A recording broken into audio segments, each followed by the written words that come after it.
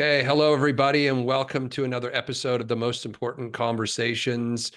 I am joined today by my good friend Dan Silberberg, who you're going to be seeing a lot of. Dan and I have agreed. Dan's with an organization he founded and created called Ontological, and you're going to be seeing a lot of Dan because Ontological and TMIC have decided to work together to have the most important conversations around leadership and what leadership means at this inflection point that we find ourselves in the 21st century, at this moment of profound and dramatic change. Who do you need to be as a leader? And we're going to be talking not about the traditional definition of leadership, because we think that it may have actually reached its limit, but actually, what does it mean to be an ontological leader?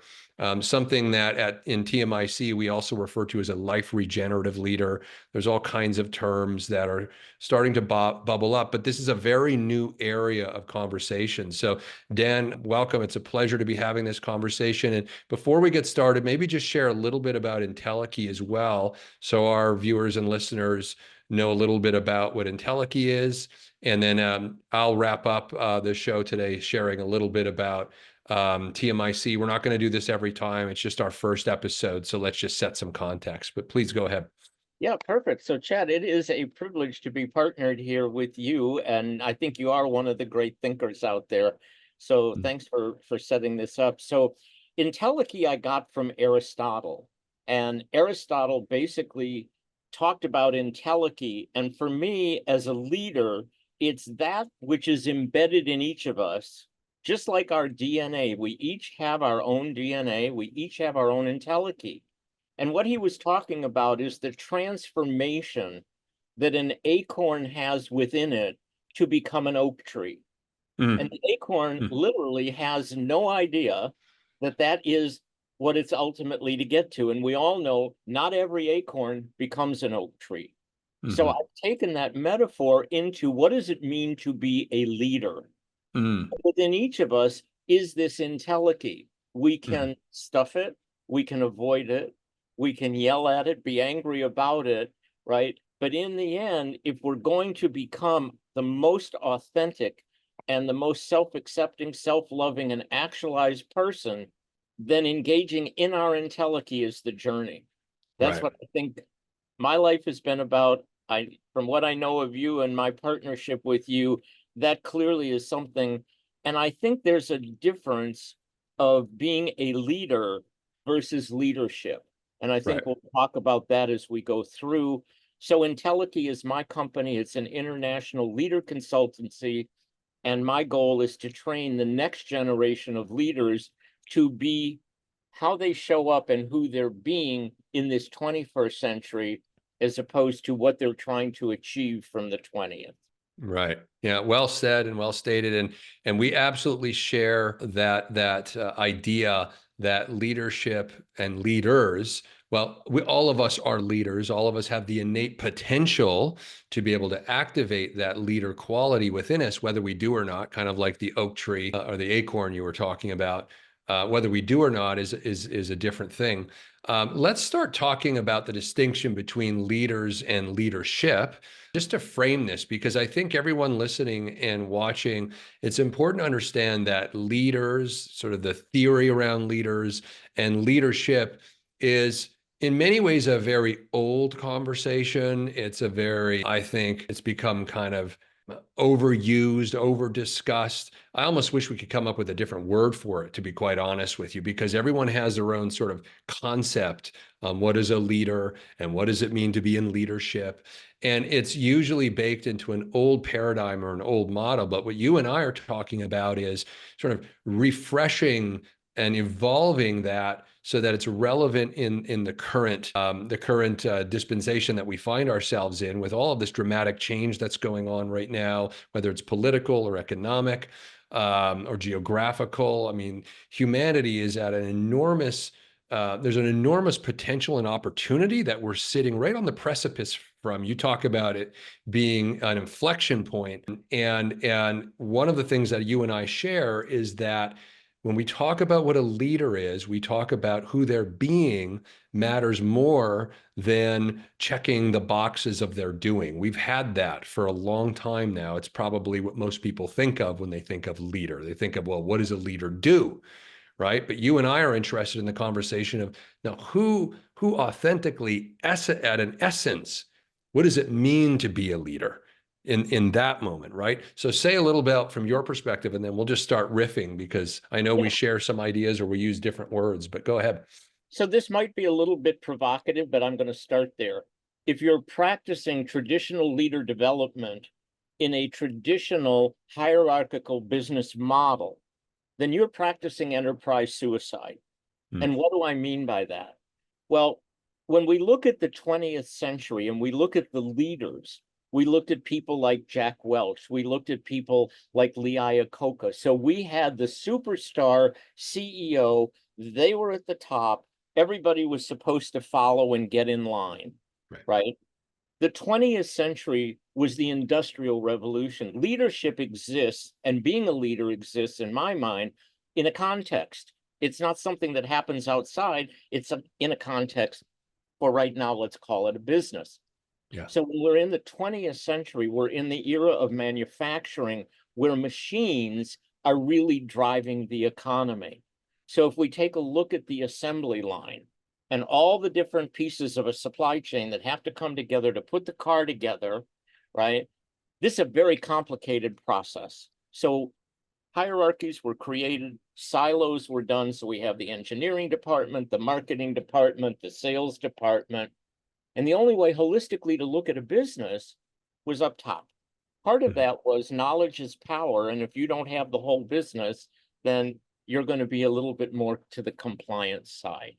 Mhm. The hierarchy, and again, this is a generalization, it's not all companies, but it is a top-down command and control, do as you're told, stay in the guardrails, right? It's why so many companies have difficulty when they say, we can't innovate.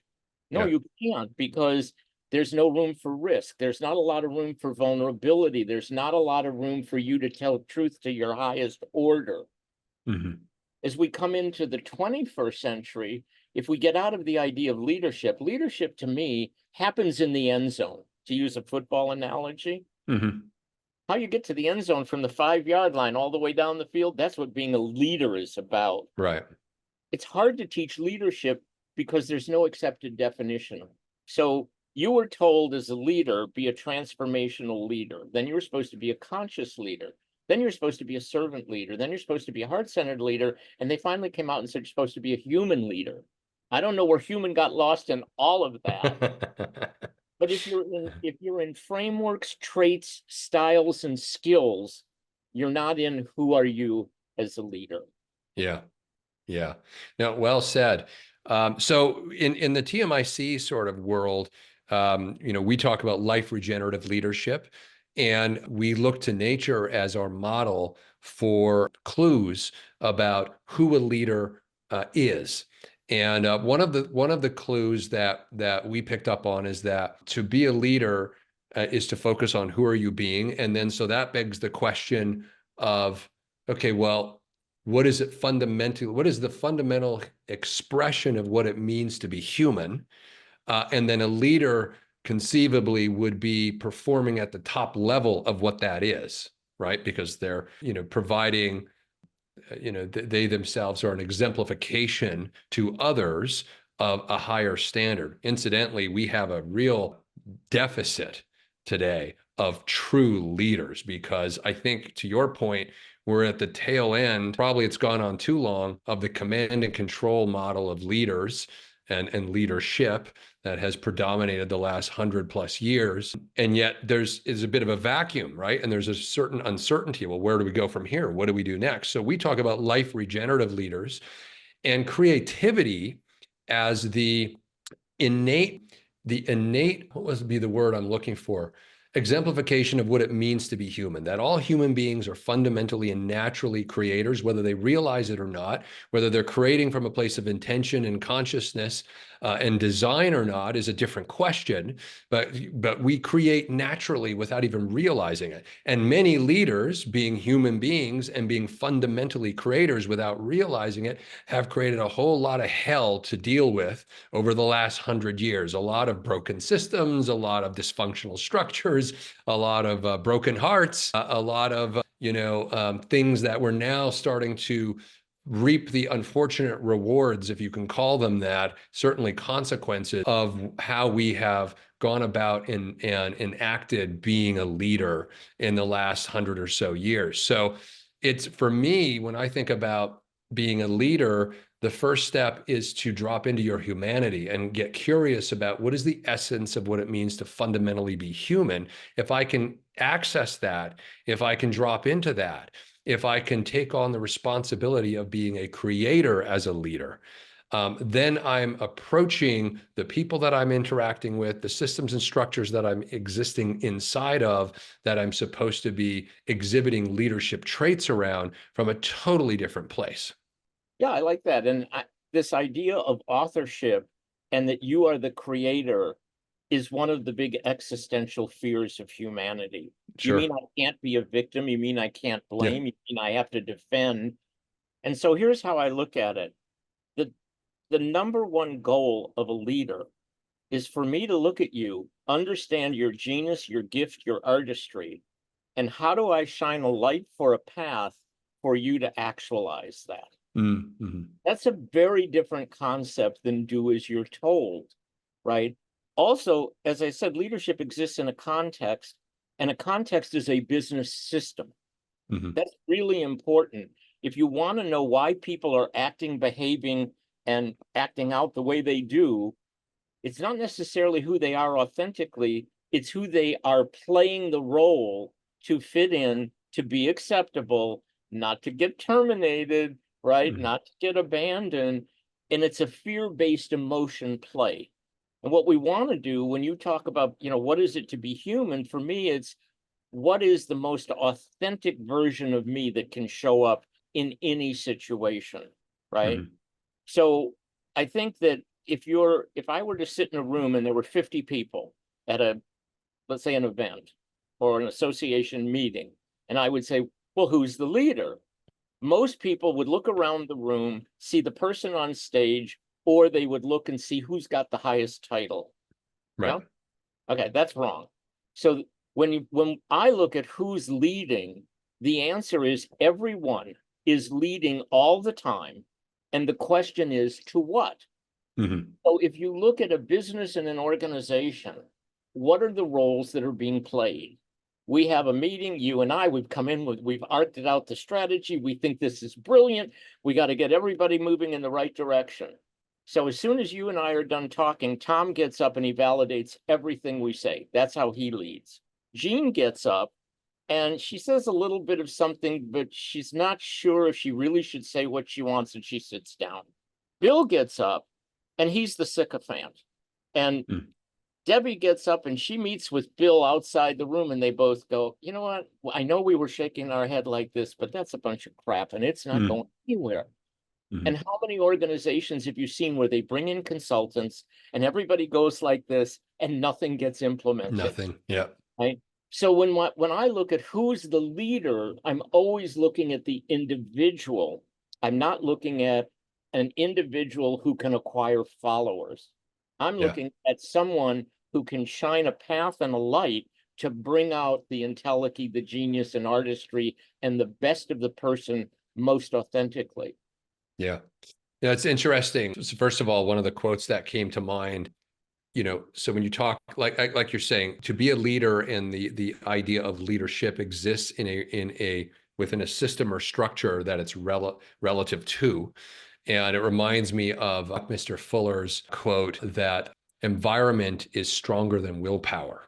Environment is stronger than willpower. And so the very systems and structures that we have existed inside of, in which being a leader is supposed to take place, have created the conditions for the command and control, top down leadership structure to be reinforced.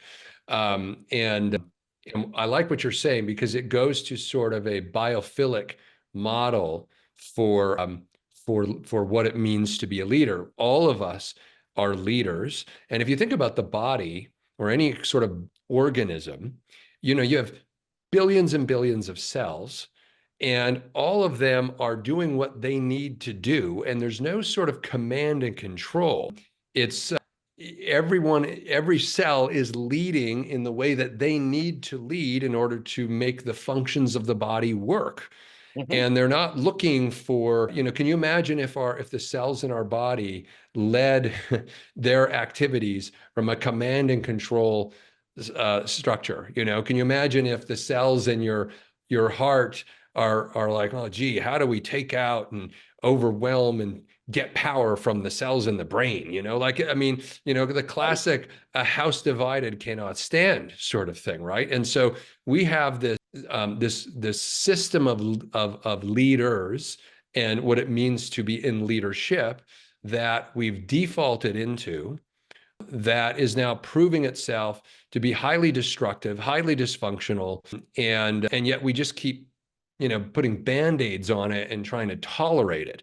So I always say to people, if you're not stepping into your power as a creator and designing your life as a leader of your own life, and therefore designing the businesses, the organizations, et cetera, the communities that you're a part of from a place of intention, then you're merely tolerating by default what shows up. And then you're now the victim. You take no responsibility. Now, responsibility, I just want to say here, is not blame. It's your ability to respond. So responsibility, I play with the word a little bit here, just so people get it. To be able to respond to life is going to require your highest creative genius to be activated. Otherwise, you're simply going through the motions and without realizing it, by default, recreating more of the same system that you apparently are not, thriving inside of. And so this is what we find inside of organizations and companies. And, we've reached, I think, as you said, an inflection point where something has to change here. If for only the reason that artificial intelligence is going to come in, and is already doing this, and dramatically challenge and take over what constitutes work, the activities that humans used to do, that they were, the ones who were supposed to accomplish things. Now AI is going to do it, and that's going to leave what for the human beings? I always say to people, when AI takes over the rote activities, the activities that are routinized and are habituated and can easily be handled, what's left for the humans? Well, what's left for the humans is to create and to lead. I mean, someone has to lead the AI, and someone has to lead the direction we're going as an organization. And so we need to all step into that place of leadership and realize that things are about to dramatically change right now. And we can't just rely on someone mysteriously at the top in the command and control structure to sort of set the conditions and the terms anymore. Those people's jobs may not even exist at the end of all of this. We don't know, with AI and everything. Well, the recent research says by 2030, 85% of current jobs will no longer be jobs. Yeah. That means, so what are we looking at? We're looking at the 20th century of processes. That was the assembly. There is a process to an end game.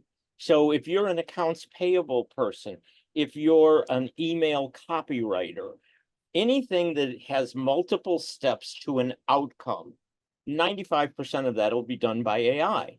Yeah. And when we look at an organization, the key KPI that everybody keeps talking about is we're not getting enough productivity.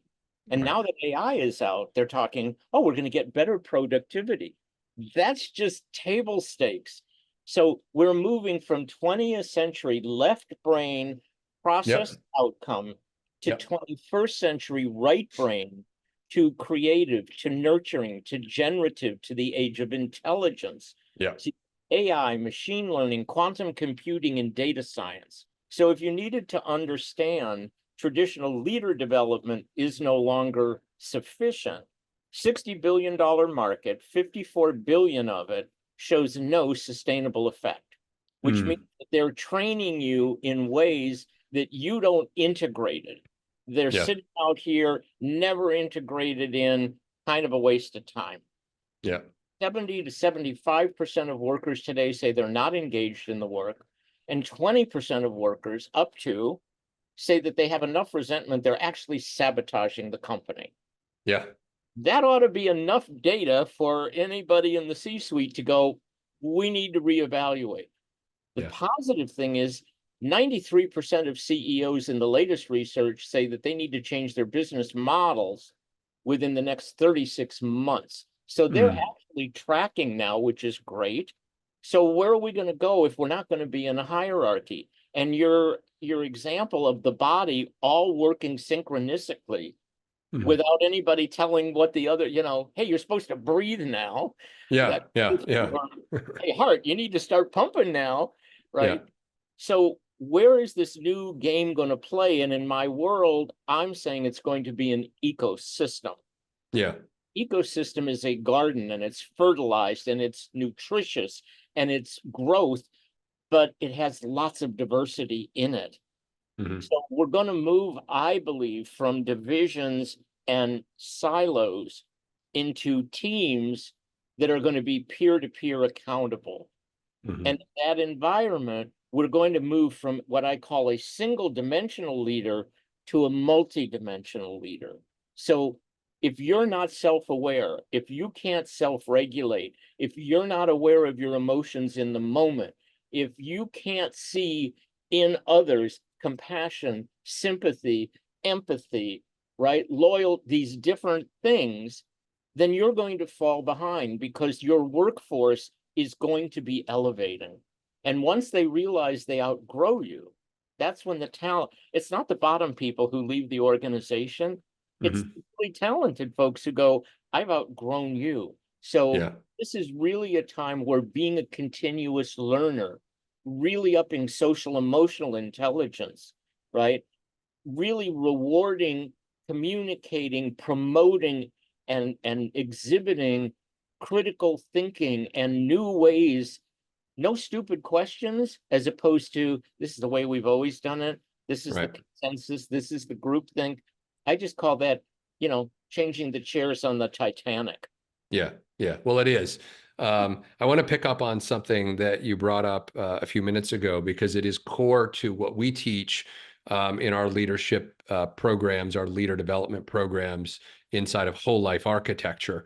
And also, there's a program that you and I are going to be rolling out called Design Lab, which is an opportunity for leaders to not only develop themselves as leaders, but also to handle some of the most pressing problems that they're dealing with in their organization, around which is shifting from this left-brained society that we have created over the last century or so. We've been heavily left-brain dominant.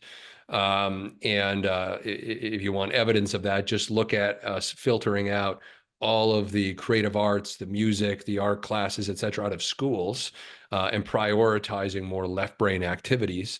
And what's interesting about that, and as you said, we're moving into a right brain, which is more emotional, more creative, because that is the part of the human experience that AI, at the moment at least, does not have any ability to replicate. I mean, AI can mimic emotions, but there's no evidence that it actually understands or feels what an emotion is. And even its mimicking is quite, at the moment at least, quite pathetic. So what it's good at is anything that can be routinized, anything that is logic driven. And so it's going to take that part away from human beings because it's going to be more efficient and more effective at it, leaving the creative and the emotional for the human beings to, and it will be for a while, grapple with. Because here's the thing, we are not prepared.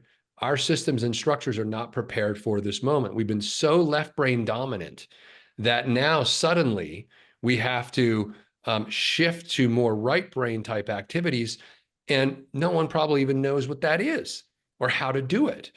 And so my concern is that there's going to be this lag time between how fast AI is scaling, handling to your, the stat you brought up from Dell about how 85% of jobs will not exist by 2030. The flip of that is 85% of the jobs that we are currently doing, we won't be doing. And here's the thing, you can't plan for that because the 85% of the jobs that we'll be doing in 2030 haven't been created yet. So how do you plan to scale into something that doesn't exist yet? It's an interesting conundrum. You need adaptability, you need creativity, you need emotional intelligence, what we call emotional sobriety, in order to navigate and manage this very consequential and uncertain period of time. And I'm concerned at the moment, which I think is where mine and your work comes in, that we don't have enough leaders inside of these companies and these organizations to meet the moment. Right. So a couple of things. One of the things that I think about AI, it is not sentient at all. Yeah. And the idea of emotions, emotions happen and are created through chemical reactions in the body. Right. So this is not something that will happen. Yeah. The other thing is that AI, at least generative AI, as we know it, is trained on large language models, which Right. means that it's material that's already out there. That's right. So here's Yeah. where I can't tell you what the new jobs are, but I can tell you some of the process of where it's going to go. Normally, in a normal corporation today, you are graded or rewarded on what I call incremental performance. Don't get too crazy, but if we're just consistent over a period of time, that incremental performance is the standard. AI, machine learning, quantum computing, speed of change is going to take incremental performance and crush it. And now we're going to move to radical fill in the blank, radical growth, radical innovation, radical ideation, radical new ways of behaving, etc. It's not going to be linear. It's going to be quantum. It's going to be exponential. It's going to be an order of magnitude. Yeah. So if that's now the case, how does that best work? It doesn't work, Chad. What's the answer to this? It works on thesis, antithesis, thesis, synthesis, antithesis. It is an iterative process. And to use AI, we're going to go from finite and limited to across the universe infinitely. So if you start to think of your business limitless, if you start to think of it out in infinite, and nonlinear. In nonlinear, and this is the whole idea of Earth to Mars, right? Yeah. That's not an incremental play. That is, and yet it's iterative, because every time we go, new things happen, and then we get learnings.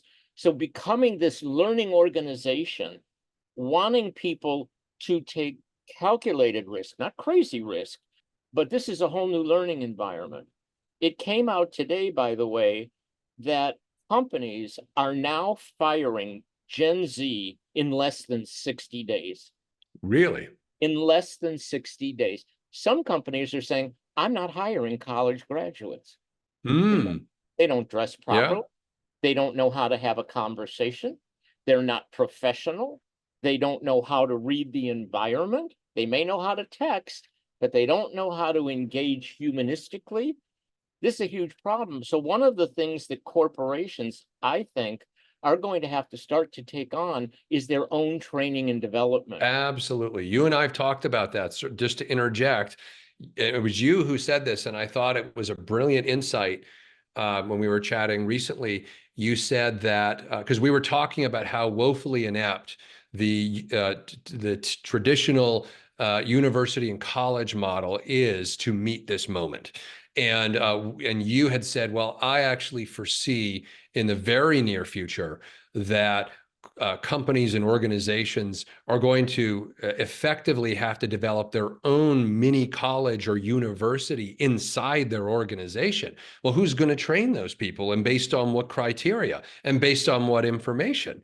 That hasn't been created yet. Again, so I agree with you. This model that we have is going to rapidly fall apart.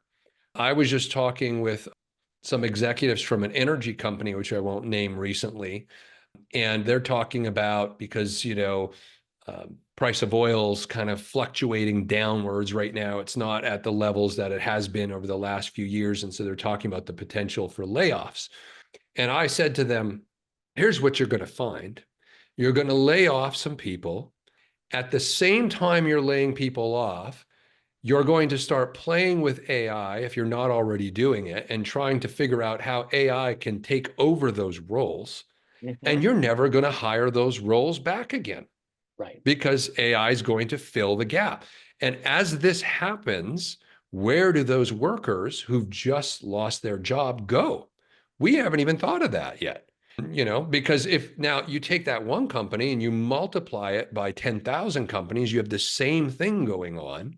So we're going to see the scaling out of workers. And where do they go? Haven't invented it yet. So, and by the way, to invent it is a right brain activity. And we just spent the last century, as you've been pointing out a couple times already on our conversation today. But in other words, effectively, we've been, saying, don't get too crazy. Don't come up with creative, crazy ideas. Stay in your lane, stay in your box, right? That's very left brain. And we actually have been filtering right brain thinkers out of corporations and organizations because they're too destabilizing of the command and control model. They come Right. up with wacky ideas, and what do we do with that? Right. So what you just pointed out that hit me is that's a survival mode game. Absolutely. If I'm scared to go outside the guardrails, I'm in survival. If Yeah. I'm in survival, I'm not abundant. I'm Yeah. not confident. I'm Yeah. not energetic. I'm not alive. I'm not playful. I'm not experimenting. Yeah. And so I think that we know we're coming to the end. So I'll pick a company. It's a large coffee company. Everybody knows who it is. 5 CEOs in 5 years. What's Mm-hmm. wrong with that model? Yeah. So when we think about leadership and being a leader, Yeah. the founder of that company, his intuition, his love of the brand, his understanding of the gestalt, the experience, the whatever, that has been totally lost. Why is it lost? Because when you bring in a professional manager, Yes. they don't understand the brand. They don't understand from where it came from. They don't have that intuition. They are managing very large enterprises to what? Mm-hmm. Wall Street. Yeah. You want to change the game? Change Wall Street. Yeah. That And the that's your daddy, metrics. Yeah, right? yeah, that's your daddy. Yeah. Well, and what you just pointed out though is that individual, and you could say that across all of the great companies that exist, they exist because the founder or founders were coming from a right brain, creative, ontological place of who they were being, and the company was an expression. I always say to leaders when I'm working with them in startup, small company, and they're, I'm dealing with the founders of the organization. Um, I always say to them that your business, this company, this organization should be the vehicle through which you deliver your calling or purpose or whatever it is that, however you want to define it, that you want to deliver to the world. And that's an ontological conversation because you have to know what it is you want to deliver to the world and how this company, whether it's a product or a service or whatever, is going to be the experience of the customer. They're experiencing your calling or purpose through it. And all great companies that currently exist at one point or time were doing that and doing it well, which is why they were successful. And then to your point, they bring in managers. And right there is where everything starts to collapse because there's no connection to that creative ontological state. Right. So one of the misses of leaders, one of the core responsibility of a leader is to be able to replace themselves. And yet, the way the game works is Mm, going to take you from this company and you're going to come and the fairy dust of X company you came from is going to infiltrate the organization, mhm. except it doesn't. You're an Right. individual. Yeah. You came from a company with a brand, with a market position, with an infrastructure, with all kinds of things that you're not going to find here. In fact, when you come in as the CEO of a multi-billion-dollar company, if I use the metaphor of the oak tree, Mm-hmm. you have no root system. You That's don't right. know, you don't know the gossip paths. You don't know who thinks they should have had the job. You don't know who's for you. You don't know who's against you. And it goes all the way through, this is 20, 30, 100,000 people. This isn't your team of 6, 7, 8 people. Right. So what is it about current leaders that can't seem to do that? So my favorite right now is Bob Iger. So Bob Mm. Iger retires, except he stays around and he ends up putting the person in who he backstabs to get the job again. Mm. I can't see how that's a great example of leadership. Mm. I think it's selfish. I think there's a lot of words I could use to describe it, but Mm-hmm. and sort of this is the game. And if we look at organizations, there's a couple of ways you make money, right? And the playbook hasn't changed in 50 years. We're going to do some organic growth. We're going to buy some of our growth, and we're going to buy back our stock. And those are the 3 elements of a playbook. Mm-hmm. Okay. That's Mm-hmm. not going to work in the 21st century if you really want to survive, thrive, and excel. Yeah. Those things can stay, but this playbook is going to be much larger. Yeah. Yeah. I want to go back to that quote that I brought up because something you said just made me think of it. So this idea that um, environment is more powerful than willpower. It shines a light on the systems and structures that define the environment. And when you think of command and control as the systems and structures that have defined the corporate and organizational environment of the last 100+ years. And this is not a new conversation. I mean, Peter Senge was writing about this 30 some years ago, right? That there are breakdowns starting to happen. The only thing is that AI is now accelerating and shining a light right through all of those breakdowns, and they're going to rapidly accelerate now. But the systems and structures of a command and control model of leading inside of an organization were modeled off of warfare. Were modeled off of how to win a war. So, I always say to people, if we want to stop fighting wars, there's a single solution to it. It's very easy and yet complex. Stop fighting wars. Mm-hmm. Now, I mean, you want to stop wars? Stop fighting wars. And it sounds, overly simplistic, but I think that the problem with the human mind is that we often get in our own way and overcomplicate these very simple realizations. So how do you stop fighting wars? So in the context of a company, how do you stop operating as though, because, you think about it, everyone in a command and control system, you just talked about backstabbing. They're always trying to get a leg up on one another. It's all about who has the power, who doesn't have the power, how is the power shifting, who gets to make the choices and decisions and lead the company. How do I position myself to be next when the CEO or, one of the executive C-suite level people leave? How do I ensure I get into that position? So this is sort of the calculation, right? Think about that. What they're not doing is thinking, how do I make this company as a living organism thrive? It's all about how do I succeed? And to your point about Wall Street, it's because of the metrics that have been set up by Wall Street, shareholder value and all of that stuff. So we can talk more about it on another session that we're going to have. But recently, I've been talking to leaders about don't negotiate, create. And because negotiation comes from that same world of warfare, right? So what happens in a war is you fight each other, and then at some point, if it's not an outright victory by one side, there's a negotiated settlement. And Mm-hmm. you think about what negotiation is, right? Companies negotiate with other companies, companies negotiate with suppliers, companies negotiate internally between departments and leaders. There's all this negotiation. Baked into the system and the model of negotiation is I have what I have, you have what you have. The objective is to give as little of what I have as possible and get as much from you as possible. And the other person's playing the same game. So what's not happening in a negotiation is how do we work together and collaborate and create the best possible outcome for the company? You can't do that. You can't create if you're negotiating. And negotiating is one of the tools in the toolkit of the command and control structure. So by its very default, it's doomed to failure because what you get from negotiation is compromise.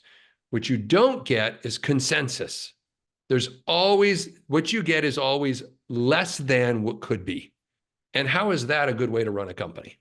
Well, it's not. So we hear in politics, when something gets finally done, both sides didn't get what they wanted. And if we go Right, back to Buckminster Fuller, what he said is don't make what's here better, make what's here obsolete. In other words, right. get over it, get over it, get over it.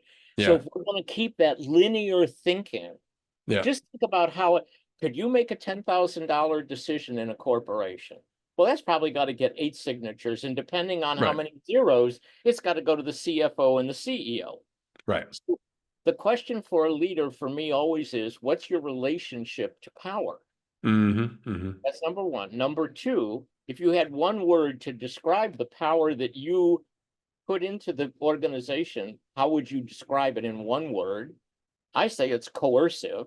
Mm-hmm. The result of coercive power is that your employees get, one word, disempowered. So the more you're in power, and the less they have authority, the more they are disempowered, less engaged, less interested, and that's where the sabotage and the resentment comes in, Yeah, it's a zero-sum game. right? Yeah, So when we look at, I always take a laugh when companies say, we're going to do a culture shift. And I'm like, that's backwards. If you want to know what your culture is, yeah, yeah, look yeah, at your system. yeah, yeah. The purpose of a system is very simple. It's homeostasis. That's right. Fit in, be acceptable, be lovable, don't color outside the line. Your biggest fear is abandonment. In case of business, you'll be fired. I won't have a job. I'll be on the street. Yeah. Yeah, Well, that's not the most creative idea of how to come to work. yeah, So if you look at a family system, which is also easy, because leadership for me, and I think for both of us, we're talking about whole life architecture. We're talking about architecting a life you love, where yeah. you are the most authentic, your spouse, partner, your kids, your family, your community, in your Mm-hmm. education environment, political, whatever it is, right? It's Mm-hmm. larger than business. To Mm-hmm. be functional, you have to play as many roles as possible. Mm-hmm. So in a family, dad's the only one who can be angry. Why aren't you more like your brother? You're the stupid one. He's the sport guy. And the more we limit the possibility of exhibiting who we are in our fullness, the higher the level of dysfunction. Right. A system in an organization is the same. So what is it? So the question would be is, what would happen if you could allow your people to show up the most authentically possible, which means you would interview very differently, Yeah. right? Mm-hmm. How do you make decisions? I go in companies and I see these beautiful things on the wall. What our mission is, what our vision is, what our values are. They no more run the company based on what's on the wall than the man in the moon. Yeah. Right. Yeah. So where is the integrity in that? Right. So there's a whole host of these things that actually, to your point about keeping it simple, these kinds of insights, what is the explicit way to survive here? What is the explicit? What's the implicit? There's a whole group of rules. I joined a company and I kept hitting the wall and they said, you're not allowed to do that. And I go, and what handbook was that in? Well, you're Right. just supposed to know. Yeah. So the more Yeah. toxic the environment, the more implicit, not explicit, and the more you're going to, and there are organizations who love crashing new people. Mm-hmm. Oh, Yeah. right. Yeah. Oracle, where I worked, was a company, eat your young. Let's just Mm. see, it's a gladiator game, and let's see who emerges. For some Right. people, that's a great environment. But for a lot of other people, it's not. Yeah. So in my own experience, I worked in companies where the system was so incredibly good you could put the most average person in the world and they'd actually look really, really good. I Mm, worked in systems where the Nelson Mandela would have had a hard time making a go of it. That kind of. mm, So yeah, this system really, really matters in terms of it who you does. are in leading. Yeah. Well, again, environment trumps willpower. And this, so the environment is the system. And, it's interesting. So we have this process in TMIC, which we're using for Design Lab, but the method is called Design Shop. It's been around for 41 years. We happen to be working with the founder creator of it. It's been used by 55% of Fortune 100 companies. And the reason it's been so effective and continues to be so effective, and it's the reason we use it with the companies that we work with, is because it creates a totally new parameter, a totally new environment, a totally new system in which you step into when you go through a design shop. You are suspended out of the normal reality that you think of in the sort of command and control corporate system and structure, and are brought into a creative framework where, very intentionally, for example, when we do like in-person design shops, you leave your title at the door. Everyone shows up in, whatever, blue jeans, t-shirts, whatever. I mean, the drama, the theater that is corporate America today is Mhm. left at the door, and the only individuals that walk through the room are human beings, not titles, not egos, not any of the power structures that exist out there. And the reason we get such profound results through Design Shop, and you and I are going to be doing Design Lab, which is a sort of virtual micro version of this, is because the rules of the game, the system is different. The system is orientated in a design shop or a design lab to facilitate creative conversations and activities that get you out of your left brain and into your right brain, and that address the breakdowns that a company or organization is dealing with from a place of what's possible, not what's tolerable or allowable. Right. Two different frameworks. Yeah. So what's brilliant is if you're used to being in a system and you're used to, I hate this term, but think outside the box. Why are Yeah. you in the box to Why are begin you with? in one? Yeah. And if you have to be in one, why wouldn't you be in the right one? So we're not going to go there. But this idea of infinite possibility that I talked about versus incremental performance, it Mm, takes time for people to believe it's okay. It takes right. time. I wonder if I say this, if they're going to shut me down, will they think I'm stupid? And we need to get Yeah. rid of all of that. Yeah. And so, you and I have talked before about the role of playing as a scientist. And the scientist gets to play in a lab. And the whole Hmm. idea of a lab is experimenting. It's not binary success or failure. It's not Hmm. that I hit my number and get my bonus. It's I have a thesis and I'm wondering, as a leader, I'm always curious if what I believe and what I think could be incredible is. That's part of the joy of being a leader is you get to play some of that out. Yeah. Yeah.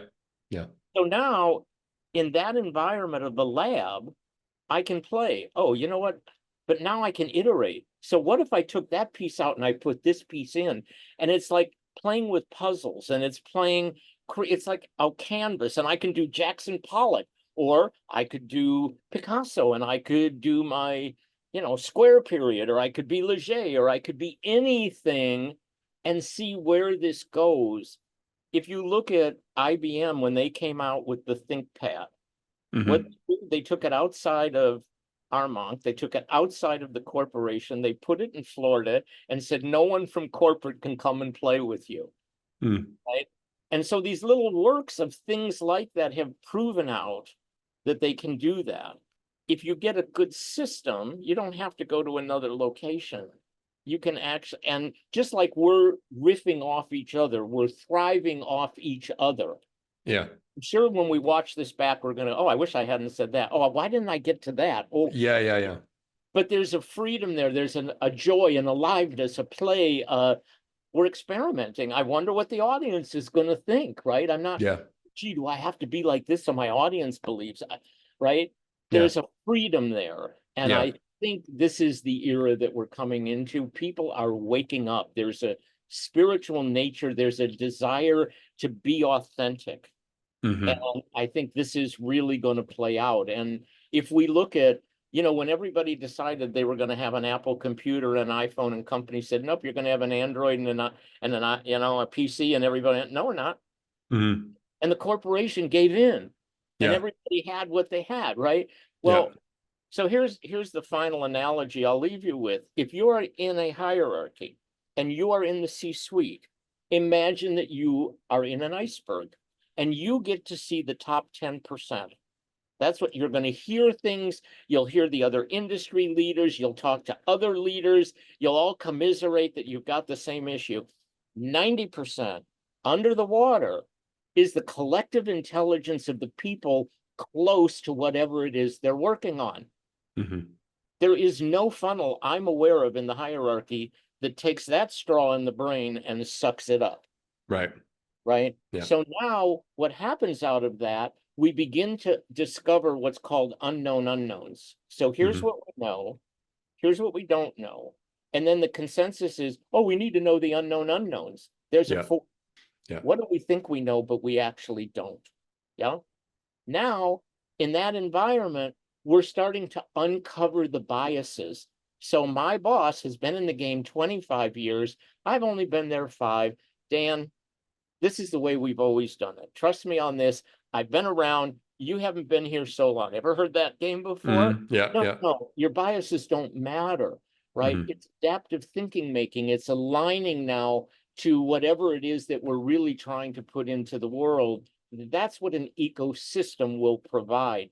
It Yeah. gets rid of the guardrails and the barriers in verticals, and it creates much more of an energy circle where things are iterative and they just organically go forward.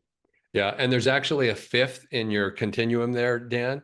There's what I don't know, I know, meaning I know it, but I don't know that I know it. And the only time it shows up is when the conditions are right, it's usually accidental, Right. and it occurs to us as intuition. This is what we call intuition.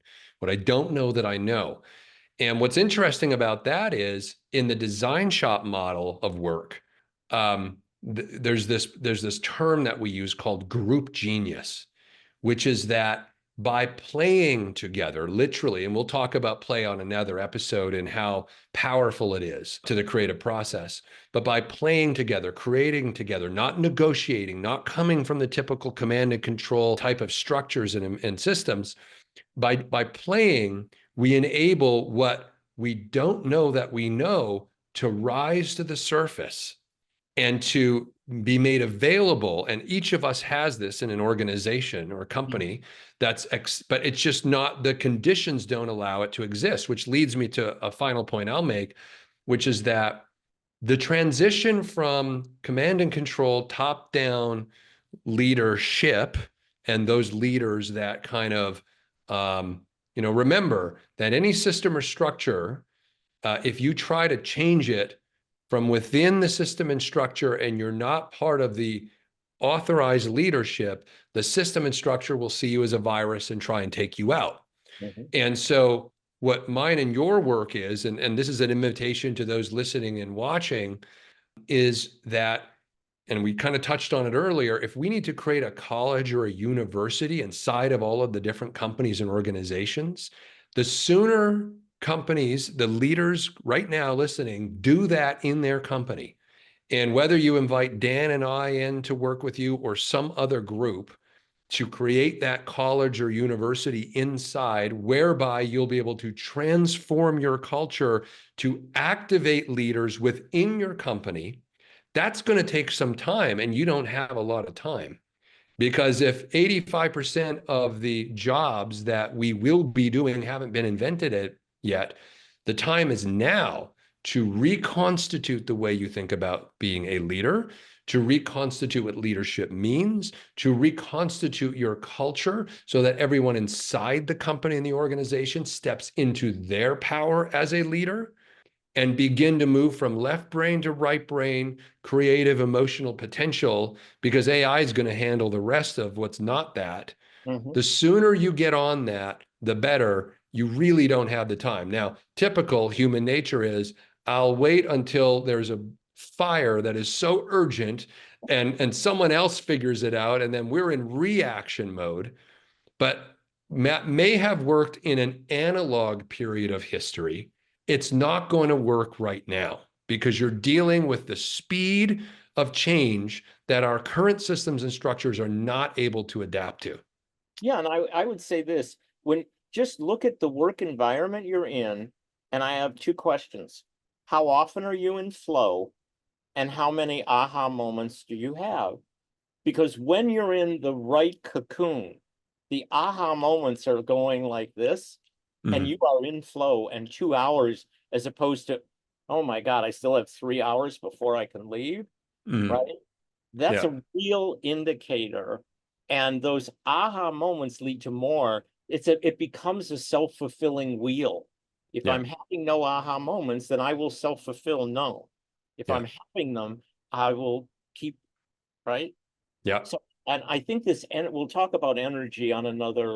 another show as well. So yeah, this has been really wonderful and a privilege, and it's been awesome. Thank you. Yeah, no, it's great. Well, thank you everyone who's been listening and watching today. This is going to be a regular thing. So for those of you who are leaders in organizations, companies, etc., please tune in. We know that it's going to take time for some of the training and the conditioning in which we've all been born inside of to start to kind of transform a little bit.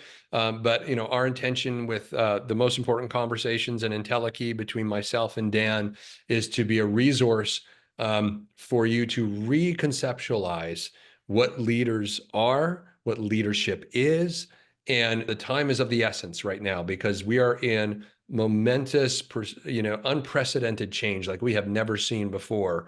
And you can't wait and react. You've got to be able to respond. You've got to take action right now. So we're going to leave it at that for today. Dan, thanks so much for dropping in. And I look forward to our next conversation. There's so many topics we need to cover around leaders and leadership and where we're headed with this. So thank you so much for your time today. Thank you. That concludes this episode of The Most Important Conversations. This in-depth conversation could set you on the path to self-improvement, which is essential if you want to be an effective leader and take meaningful action in your life.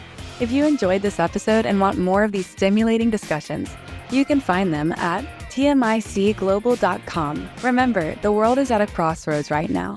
You can't afford to waste this opportunity to take charge of your life, build meaningful relationships with others, and co-create a brighter tomorrow.